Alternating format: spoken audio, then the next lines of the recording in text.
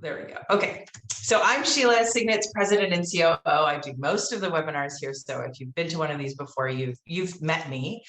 If you have ever inquired about our services, you've probably talked to me. And we've talked about your specific situation. But I personally have over 15 years of test prep and college admissions experience. I advise hundreds of clients a year, and I have hand-built and managed our team of former admissions officers, tutors, and coaches. So I'm kind of the hub of information at Signet. And one of my goals is to provide sort of thought leadership for the company and share our philosophy as widely as we can. So beyond my specific experience and what I do at Signet, I think the reason people should listen to me is because Signet has this set of core values that really differentiates us from other tutoring and test prep companies. I think if you've interacted with us in any way, if your children have worked with us, you have seen this in action. But I really believe that these values give us permission to speak honestly about situations. So you'll hear me talking in this presentation about students who should not do test prep. And test prep is one of the services I offer. So you might think it's strange, and I'm telling you, don't pay me. You don't need this. But that's often something I will say to clients, because I really believe these values, and we believe that living by these values, operating by these values, only brings us better karma in the future. So I wanted to share that with you all. But we're going to start with the basics. We're going to start with kind of an overview of how test scores are used in college admissions, in US college admissions. I should specify it's a little different if you're looking at colleges outside of the US. We're going to talk about the differences between the ACT and the SAT. We're going to talk about what test optional really is and a brief history of it. And then what these pathways might look like if you choose to go down one, either the SAT, the ACT, or test optional. And then how do we decide which pathway to take? I'm going to give you a framework and some tools to help you think through that. So let's get going. The first thing I want to talk about is the landscape of admissions. Now, most colleges in the US do something that they call holistic admissions. That means there's no set formula that grades matter this much, and your test scores matter this much, and your teacher recommendations matter this much, and that's consistent from student to student to student. There's no formula for admission at colleges that use a holistic admissions review.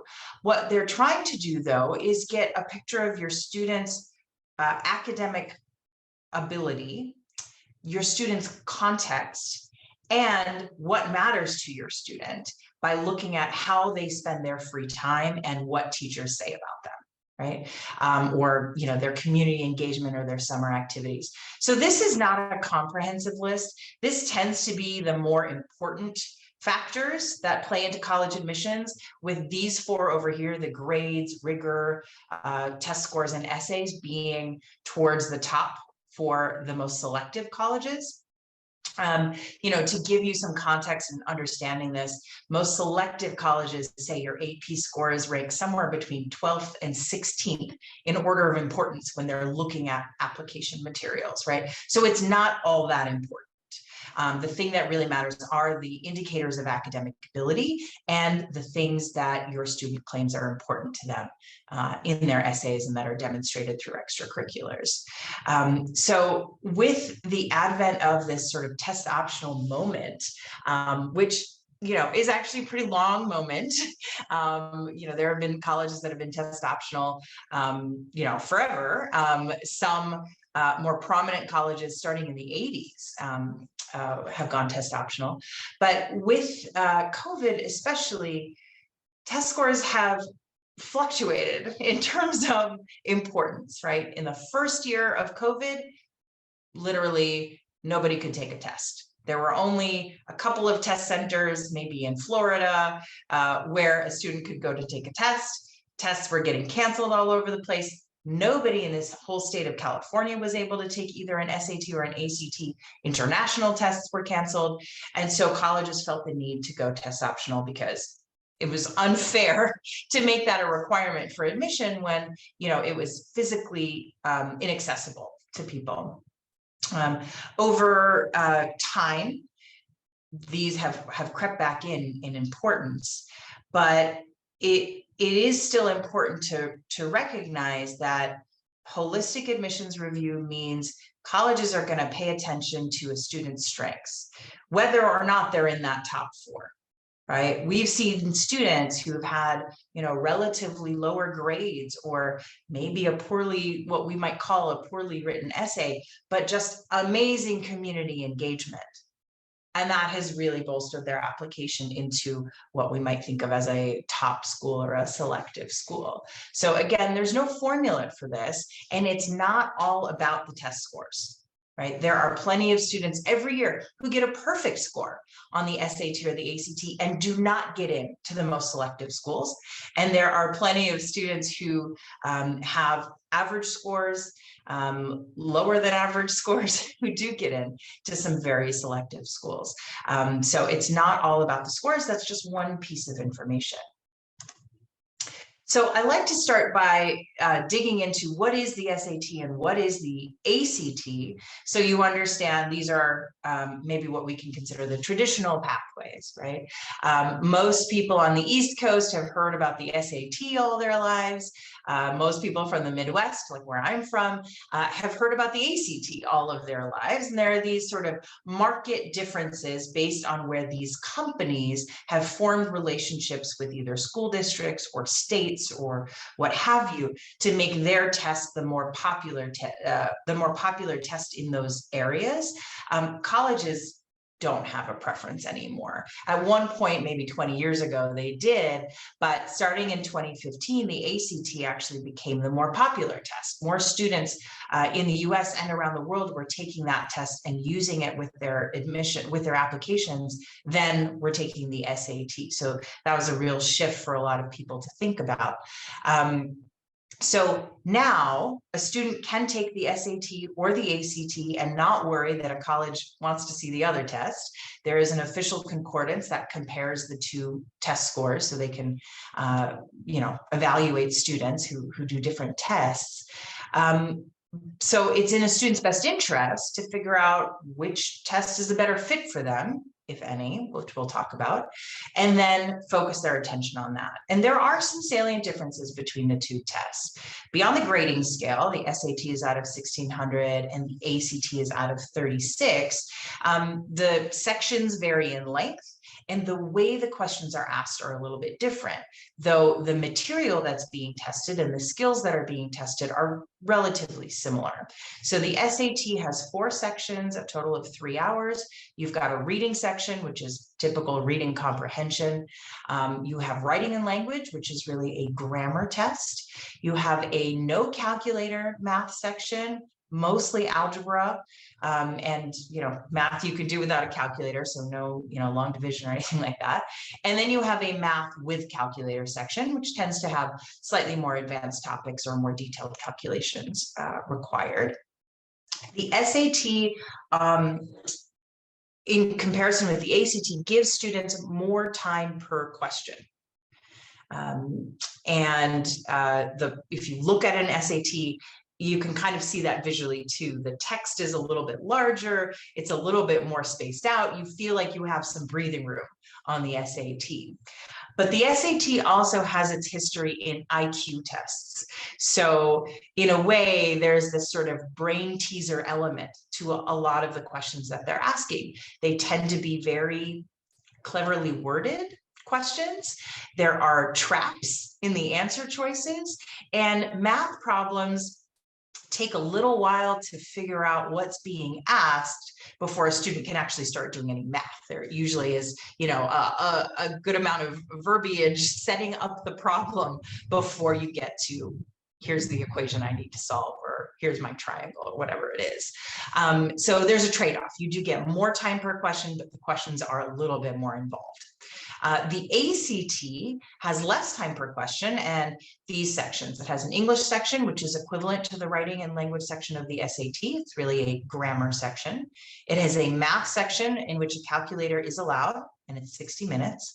Reading, basic reading comprehension again, and then science, which scares off a lot of students, but it's really a technical reading section. So its structure is exactly like the reading comprehension section of the ACT, except instead of reading prose paragraphs, you're reading maybe a little description of an experiment and then looking at a chart that has the results of that experiment. And then your questions ask students to go back to those tables and charts and figure out some information. So it works a lot like a reading section, but you have to be comfortable reading graphs and tables. And the ACT still has an optional essay writing section. No college requires it, so we usually recommend students don't worry about it at all. The SAT used to have one, they killed it 2 years ago.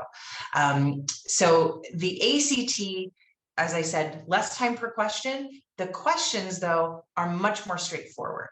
So the math questions on the ACT look like a math test. You've got equations, you've got figures, and students will know what to do pretty quickly in terms of how to solve them. And in general, students who are faster readers, who are comfortable moving more quickly, are going to do better on the ACT. That time pressure can be a real barrier.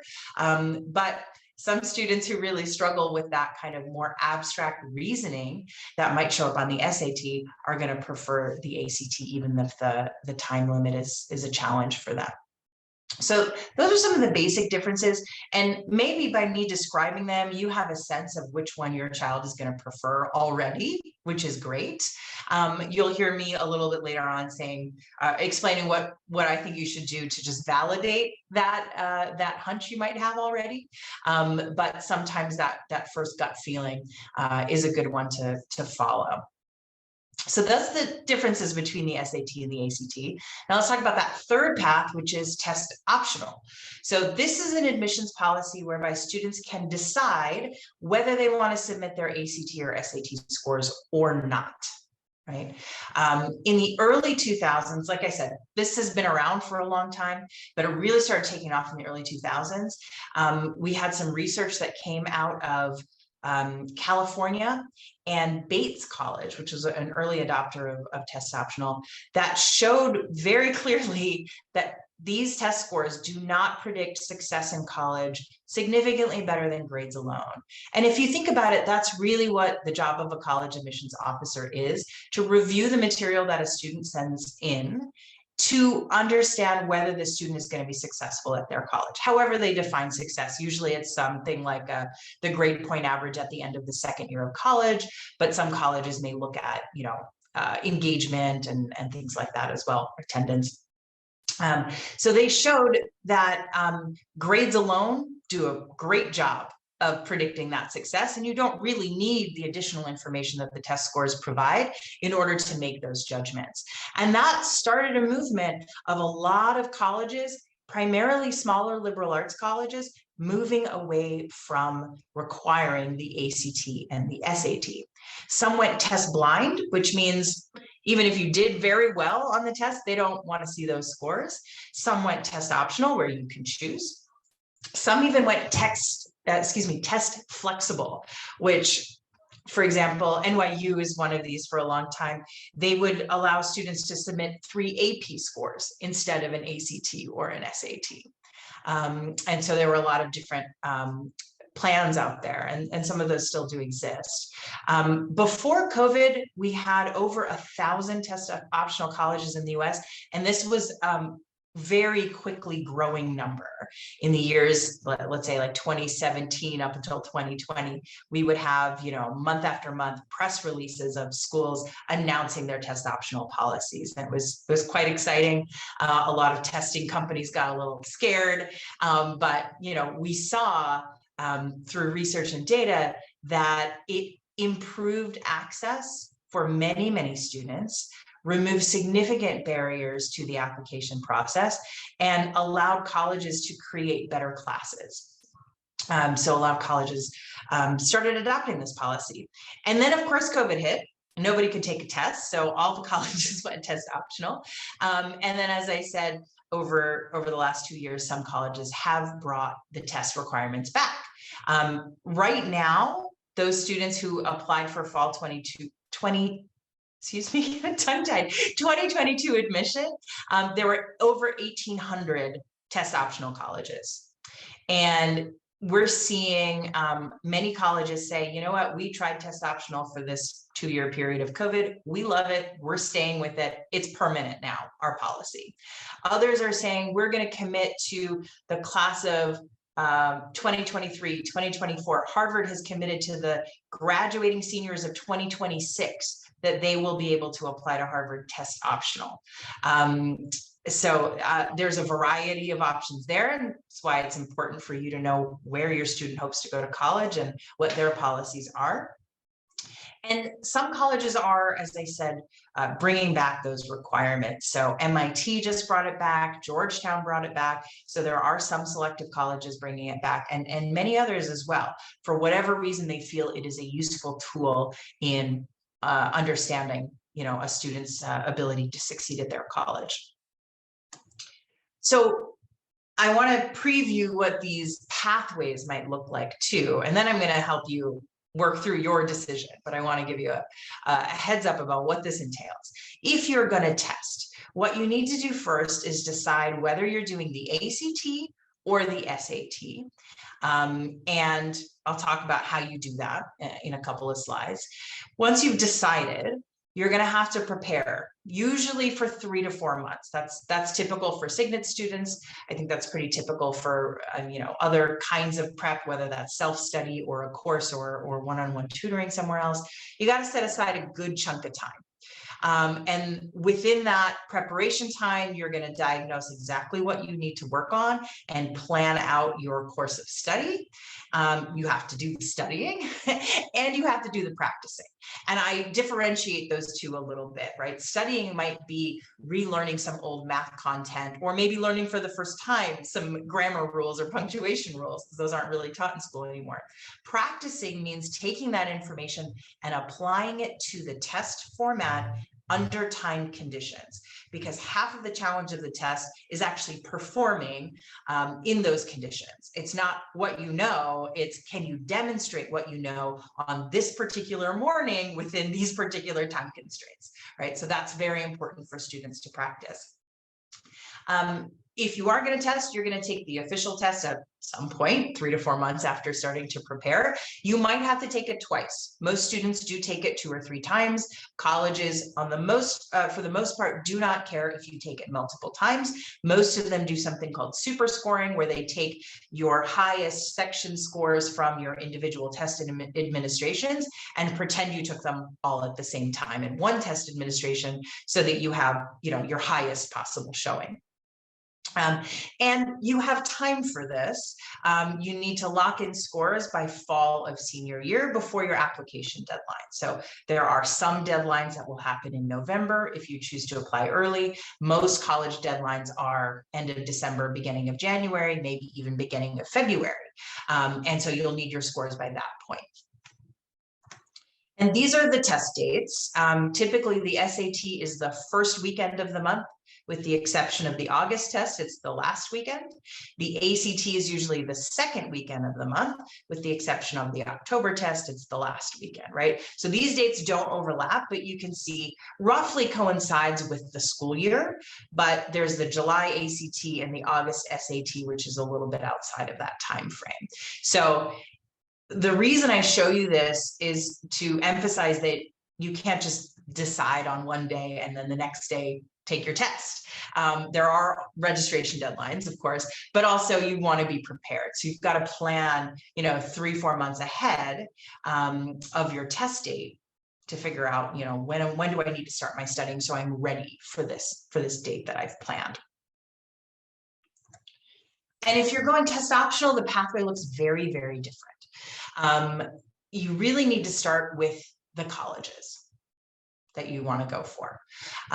You need to start identifying colleges that are a true fit for your student, which encompasses many different factors, academic rigor. Do they have the kind of majors that your student is interested in?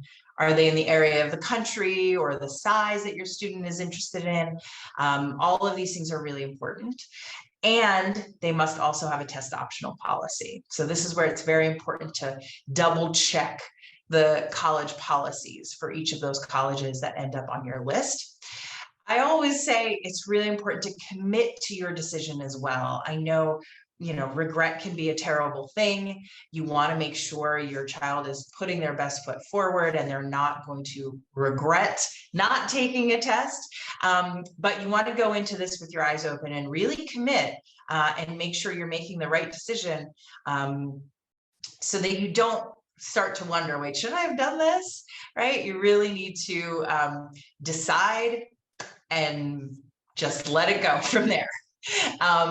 And then because you're not going to submit test scores with your application, you still really want to make sure that your application is going to be as strong as possible and comparable to other competitive students that may be applying to those same colleges and may be submitting a test score. So a test score is really a way for a college to understand your academic ability. So that's something important to demonstrate. But if you're not going to submit test scores, I always say, let's draw their attention to your other strengths. And that may be academic, which is great. But if you have real strength in, community service or a certain extracurricular or your teacher relationships, really make sure that those are in a good place so that they are represented on your application in as strong a light as possible. And then find other ways to demonstrate your academic abilities and your shared values with those colleges, because it's really about fit if we're taking the test scores out of the equation. It's really about fit even if you do have test scores, but it becomes even more important if you don't have a test score. So renew your focus on your grades in school. Make sure those are as strong and solid as they could possibly be. You might undertake some academic extracurriculars to show off. Maybe you're joining the math team or the science Olympiad or something like that, if you can really show a strength there. And then live your values in your community. And this is something I believe students should do anyway. But if you're demonstrating your values by, let's say one of your values is related to, let's say social justice, right? And then housing seems to be your issue, get involved.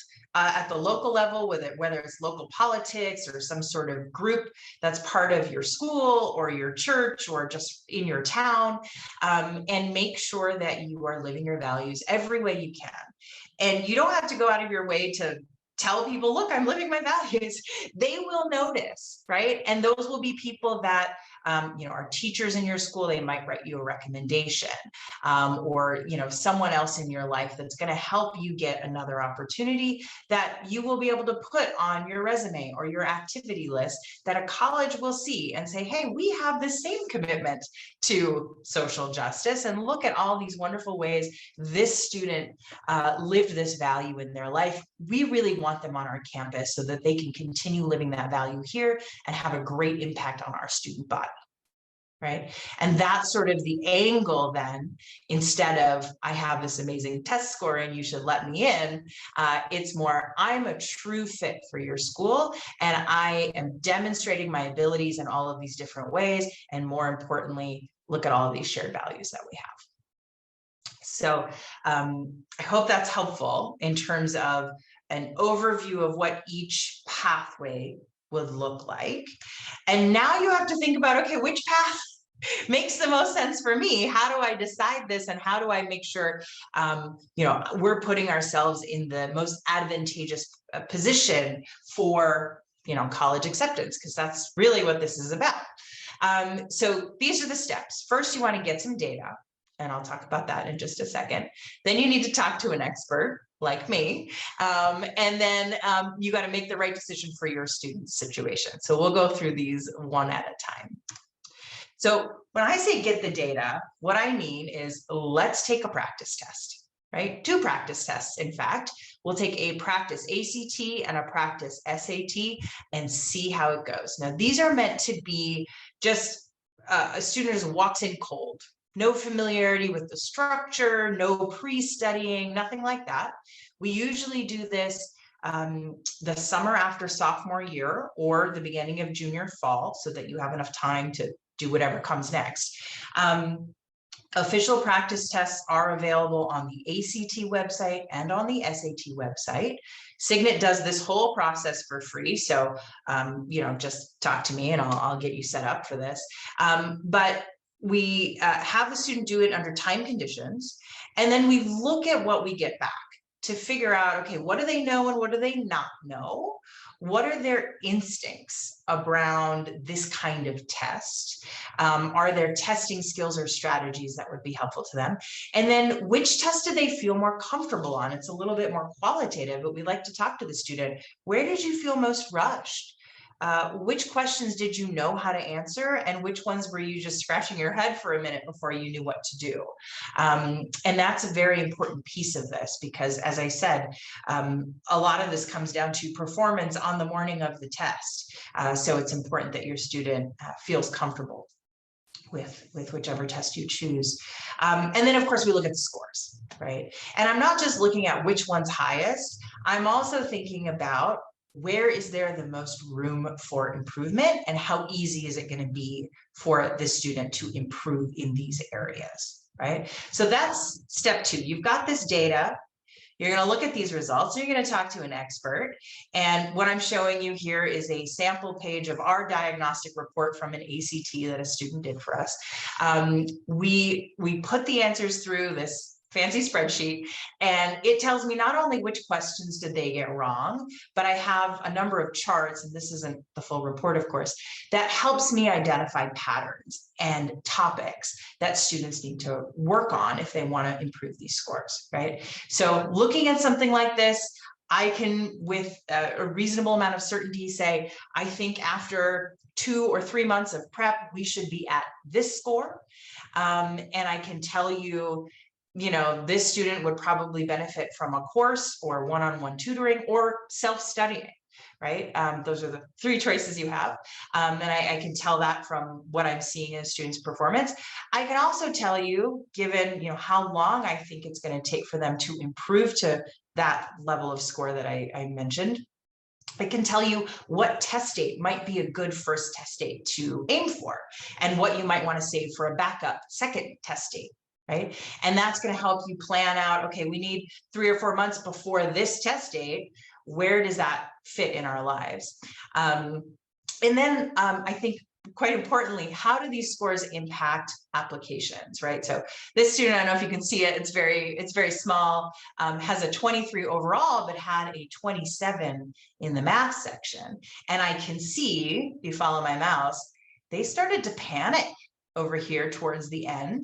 That means they might have been running out of time, or we might have been running up against concepts that they felt were harder. And we can see here's where they made most of their errors in algebra and number properties, which those are things they probably learned several years ago. So this might be a situation where they felt a little bit of self-doubt because they ran into some concepts that they know, but they don't remember how to use anymore. And they spent a lot of time on those. That's probably where these ones were. And then they ran out of time when it came to the really hard stuff. Okay. Just to give you an example of kind of how I go through this stuff.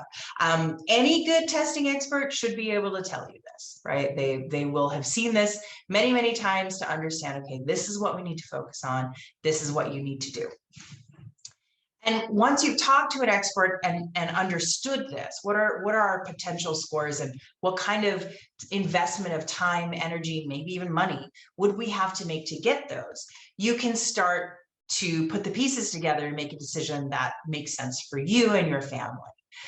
One of the ways that we go through this is we think about what's required, what's important, and what's helpful. So if you're dead set on a college or a scholarship that requires an ACT or an SAT score, well, then your answer is there for you. There's nothing I can tell you to change that, except change the school or scholarship that you might want to apply to.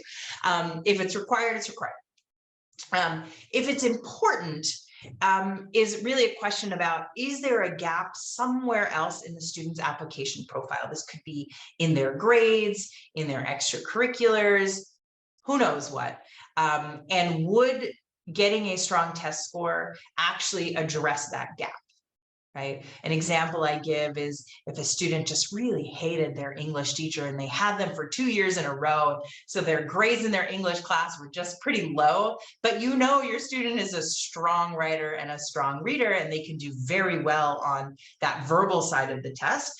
That might be a worthy investment to put the time and energy into bringing the scores up and showing a really strong verbal score, because maybe there are some lower grades on the humanities side. It's not, you know, a one-to-one relationship where a strong test score will erase somebody's grades, but it can add a little bit of additional information for a college admissions officer to evaluate, you know, can the student handle the humanities courses at our school or the writing requirements at our school. And then finally, I always think about whether these scores, these potential scores after prep, if they would be helpful in the application process. And typically scores that are higher than the college's average are helpful. We'll see a little data on this in a little bit. Oh, actually, I think it took the chart out, but I'll tell you about it in a little bit. We have seen over and over again these last couple of years that students who have strong test scores do better. Right? That shouldn't really be a surprise. But let's say you're applying to a school like CU Boulder, let's say, Colorado University out in Boulder. Their average test score is somewhere between a 1250 and a 1300 right now. And if your student can score that easily, then I would say, yeah, go ahead, prep, practice, take the test and submit the scores. That's going to be helpful to you if you can score above a 1300.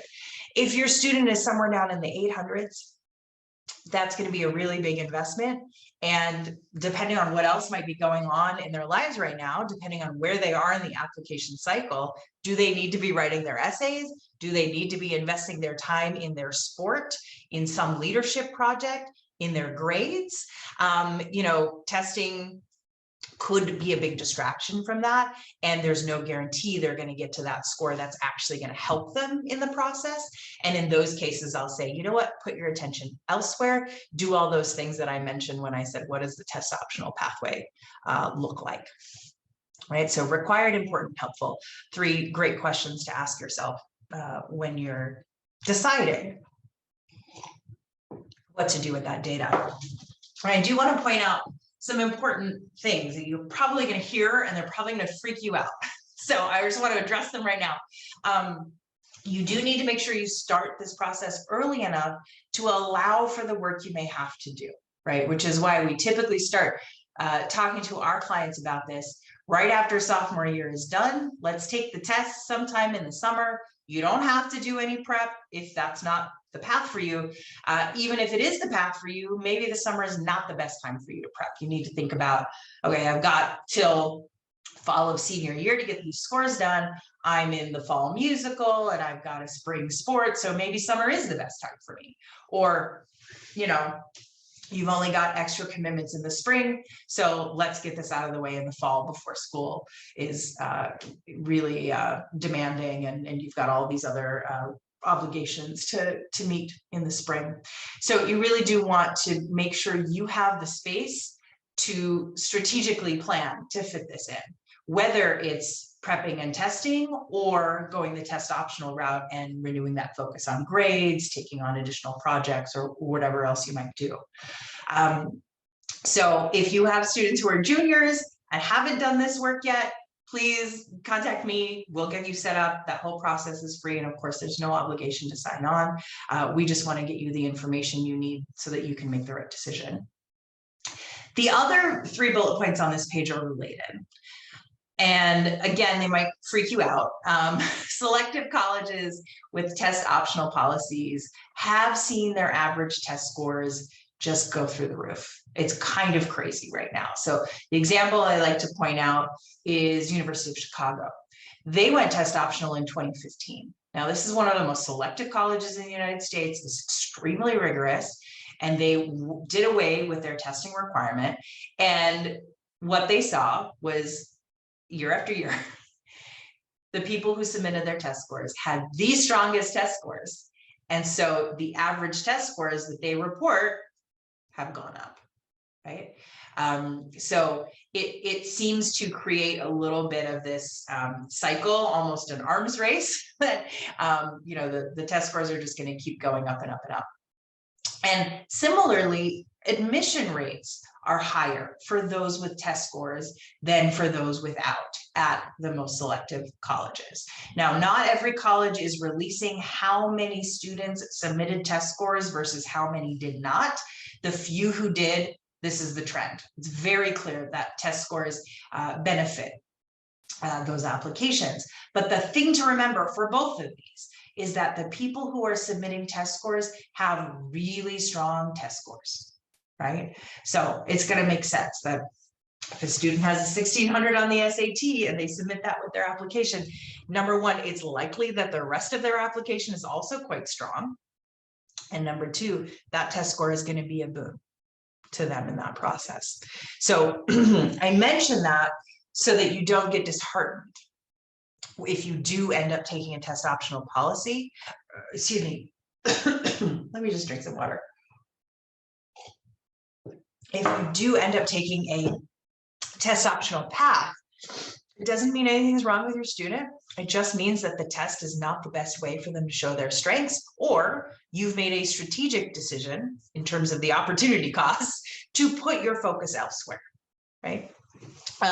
It doesn't mean they're doomed, but it does mean that it's important to consider, as I said, which path, to really commit to it and do everything you need to do to make sure that is showing your students' strengths. Okay, with that, I am going to share my screen for a little bit so you can see our website, my email, my phone number. Call me, email me anytime. I'm very quick to respond. But then I'm going to stop my share and we'll take some questions. If I can find my mouse. Here we go. Okay, I've got one question here. And I hope that we get some more. Feel free to put them in the chat as you think of them. First question is from Angie. Do schools publish their average test scores? Yes, they do. You can look on the school's website, usually their admissions office page, and it will often have this information listed under something that's called a incoming freshman profile, which tells you the stats for last year's freshmen, what their average GPA was, what the average test score was, percentage male, female, things like that. So that can be very helpful. There are sort of data aggregators out there that will also give this to you. So a big one is, it's called Big Future. It's run by the College Board, the company that makes the SAT. There is Naviance will have this data, which would be provided by your student's high school. Some high schools use a program called SCOIR. It's spelled SCOIR. Peterson's has this information. Countless books of college profiles has this information. So you'll be able to get it there. One other place I like to look is called collegeresults.org. I'm sorry, this is the worst time for me to have a frog in my throat. So there are lots of places to get that information. Hold on. Okay. The thing to remember is if the information is recent, as in from 2021, it's going to have those slightly inflated scores. So I often tell people to look for a book in the library or a PDF online of something that was published in like 2018 or 2019 or even 2020, because then you'll have a sense of what the average scores were pre-COVID, before we had this effect of only students with strong test scores submitting scores. Okay, I got a question from Daryl. Does it make sense? Oh wait, actually I had one before that. I was interested to hear that most schools super score test results. Are the schools that do that known? If so, how does one find that information? These are great questions. This is something where you can look at the specific school website. Again, on their admissions page, there'll be a section on their testing policies. That's where you can confirm if they're test optional or not. They'll also tell you what they do with multiple scores. Do we super score it? Do we take the highest overall score? What do we do? That's really the best place to look, because these policies do change. And so the school's website is going to be the most up to date. There are some test prep companies that maintain lists of, all the schools that do SAT SuperScore, all the schools that do ACT SuperScore. But again, that information may not be up to date at the last minute. So I would check the school website. Can I reshare my contact information? Yes, I'm going to do that right now. I'm going to put my email in the chat. Okay, now we get to Daryl's question. Does it make sense to take both the ACT or SAT? Is it better to take only one? If taking both, how do they count to colleges that require a standardized test? So I do not recommend taking both. That's going to be a big waste of your students' time. The college is just going to take the one that's the highest using the official concordance. So you might as well just focus your time on the one that's going to be the highest, right? So I do recommend taking practice tests of both, deciding which one to take, and then continuing on that path. There are some students where they might start prepping for one test and then recognize, oh, actually, this is going to apply better to this other format test. So it might be useful to try a section from that other test to see if they should switch back. But that's pretty rare. And we don't like to split students' focus because the two tests are a little different. And certain strategies that work on one do not work on another. So it's hard to kind of do both at the same time. Michael asks, are schools judging SAT optional students against each other or against all students? That is a really good question, and unfortunately one I don't have the answer to. My guess is it differs by the school. The colleges, many of the colleges that have gone test optional have signed on to a statement saying that students without test scores are in no way disadvantaged by not having those test scores. It is unclear to me as an outsider how they make sure that happens. So my understanding is that they are comparing the aspects that they can of one student's profile to another. But oftentimes it doesn't come down to, is it this student or is it that student, right? The applications are read in committees with subcommittees, and they're just voting on students, and it's never really a head-to-head. Right. I suppose in rare cases it's possible.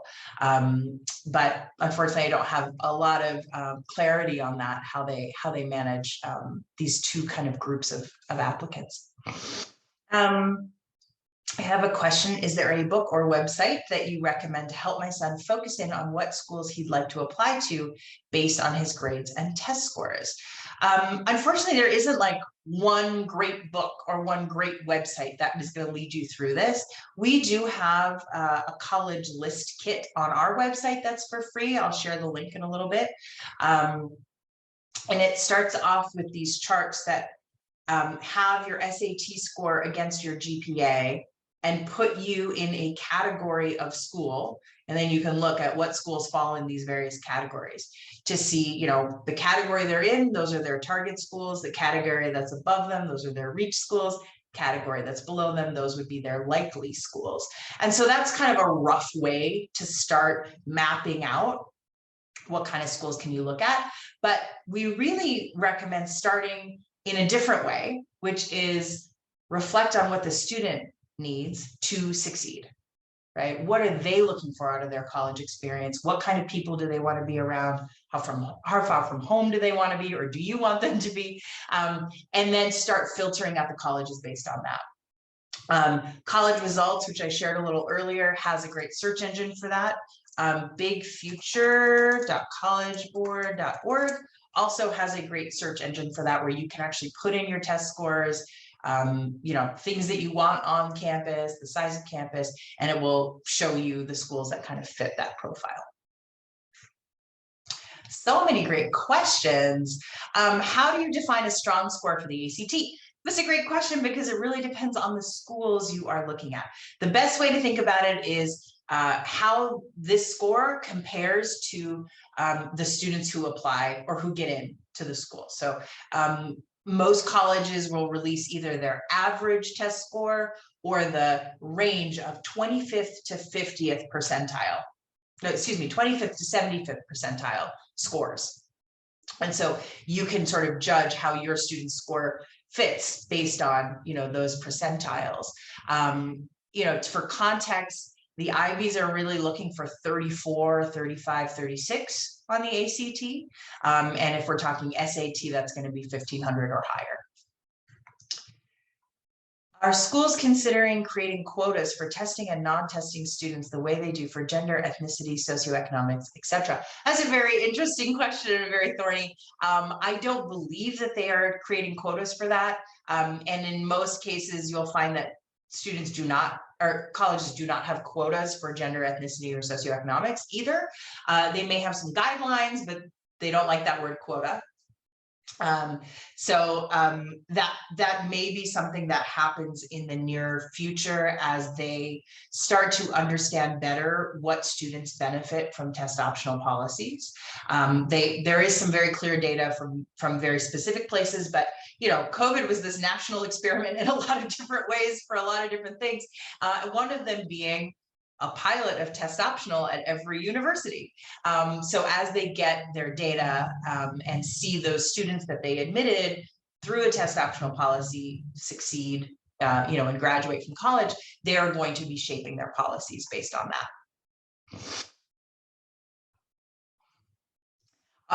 Very specific question from Jeet. Jeet, I would ask you, actually, could you email me and we can set up a time to talk?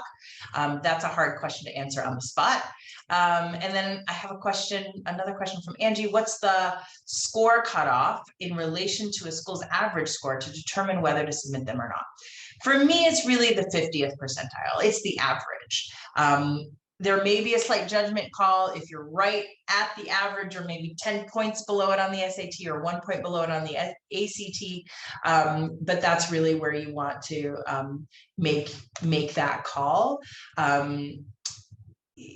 It's possible that a student has some amazing leadership or just stellar grades or teacher recommendations that you think are going to put them over the edge, whatever that might be. And even though they have a slightly lower test score, but again, that has to be a decision that's made with the full student's context in mind and full knowledge of the school in mind, right? Like, how good of a fit is this student for this school? What else is going to be in the application that shows that fit? And then where does that test score fit in? I hope that's helpful. Yeah, great. Okay, more questions. We still have 10 minutes. What do we got? Feel free to come off of mute too, so we can hear someone else's voice besides my own.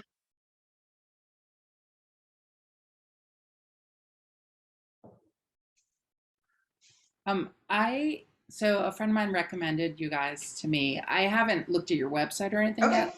This information might be there, but do you provide, like, in addition to like tutoring around test scores, do you also do other things about helping students? We do. Yeah, and that's where a lot of this information comes. Like I got my start in test prep. I started as an SAT tutor in 2004, but I built our admissions team at Signet. So we have former admissions officers who are working with students on a one-on-one basis to help them navigate this. Right? When do I need to start thinking about testing? What's my plan? What's my strategy? What does that mean for the schools I'm applying to? And then, of course, through their senior year when they're actually crafting essays. So we don't write anything for students, but we can help them understand what kind of stories they might be able to tell from our knowledge of their life that would be compelling in an application narrative, and kind of tie all the pieces together of their activities, what a teacher might say about them, what classes they've taken, and things like that. We start as early as the summer after 8th grade, helping students think about what do they want out of their high school experience, what kind of extracurriculars do they want to explore. It's a pretty light touch early on, maybe once a semester, but just having that sounding board can be very helpful in terms of a student developing a vision for their life. Because really that's what we want to do. Help them get the most out of their education so that it enables that vision. And then the college application is really just a document of all the things that they did. It's not the reason for them to do all of those things, right? This presentation was like much more tactical, how do you do this and that? But what we really love to do is kind of take that bigger view. So we do academic tutoring, math tutoring, chemistry tutoring, things like that. We do coaching, which involves executive function support and life coaching. And then we do the admissions consulting, both at the undergraduate and graduate level. And then of course, test prep for things like the SSAT, the ISEE to get into high school, SAT, ACT to get into college, and then GRE, GMAT, LSAT, things like that for grad school. And one other question, which is, how does financial aid fall into this mix of? That's a good question. Yeah, so there are three. Are there three? Need, blind, need, aware. There are two.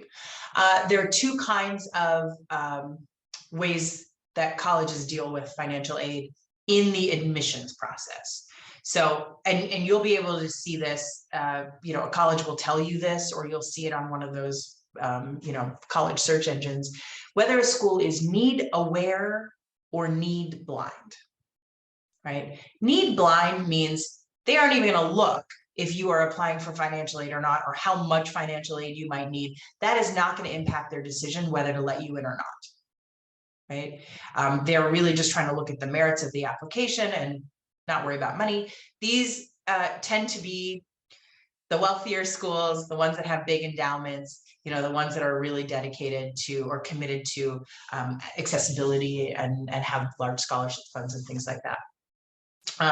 Then you have your need aware schools, where they're not saying financial aid is the thing that tips the scale, but they're saying we're going to be aware if you're asking for aid. And the amount of aid that you need does matter in most cases. If you just need 25% of tuition covered, that's very different from a student who needs 100% of tuition covered. So that is going to play into how they read a student's application and whether they're able to admit or not. For international students, it's extremely restricted because there's no federal funding available for non-US citizens. So there are only a few schools that offer aid to international students, need blind aid to international students, and those tend to be the IBs. I hope that's helpful. Okay, we got some other questions in here.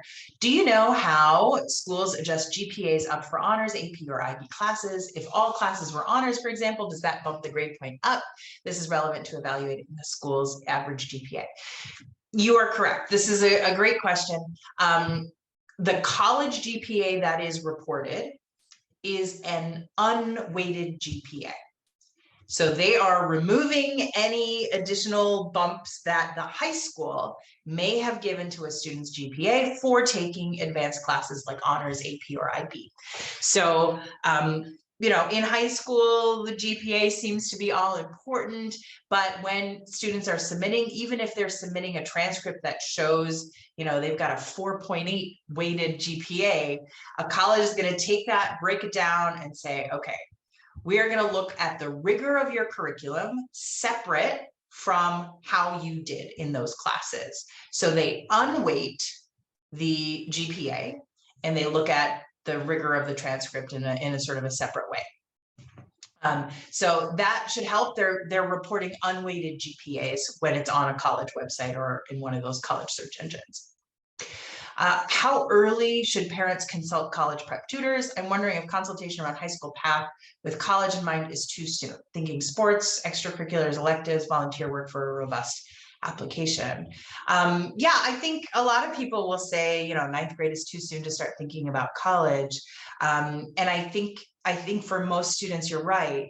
I do know that most high schools, even private high schools, will not talk to students younger than 11th graders about what the college process entails because they don't want to cause anxiety. They don't want to cause this, rat race, let's call it.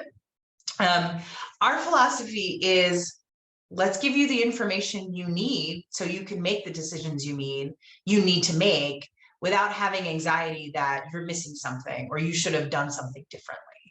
And it's not, as I was sort of explaining before, it's not about let's maximize your college chances, let's get you doing everything and, you know, use up all of your free time. It really starts from a place of reflection and kind of personal growth. Like, what do you want for yourself? What are your strengths? What do you want your strengths to be?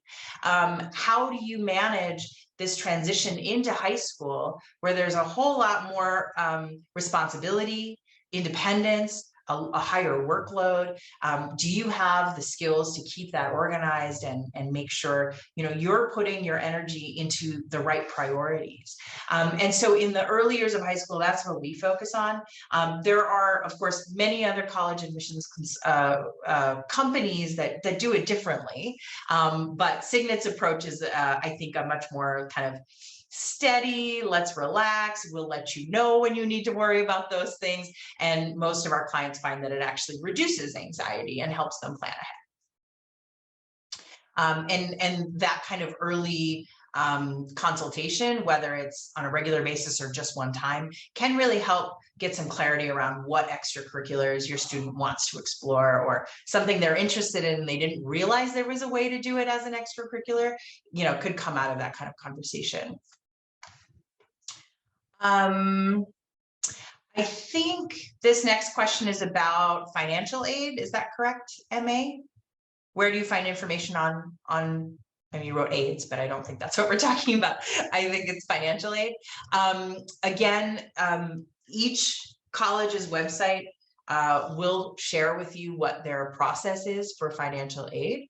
There are great resources, FAFSA.gov, or maybe it's org, I don't remember, but that's the free application for federal student aid. There's a lot of information about how to go about applying for aid there, what kind of aid is often given, whether it's a grant, a loan, scholarship, or a work study kind of financial aid. So that's probably the best place for you to go on that.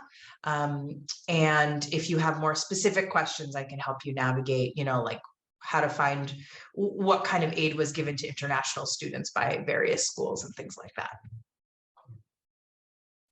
Good. Okay, right up to the minute. These were some great questions. I hope you all found this helpful. I'm going to share my information again in the chat, and obviously there'll be a recording that comes around with this probably tomorrow once we edit the video. So you can reply to that email and set up a time to talk with me if you want to talk about your specific situation, or if you want any of the resources I mentioned. I'm of course happy to send them to you directly as well. But thanks again for your time. I hope it was fun. I hope it was time well spent. Have a good night, everybody.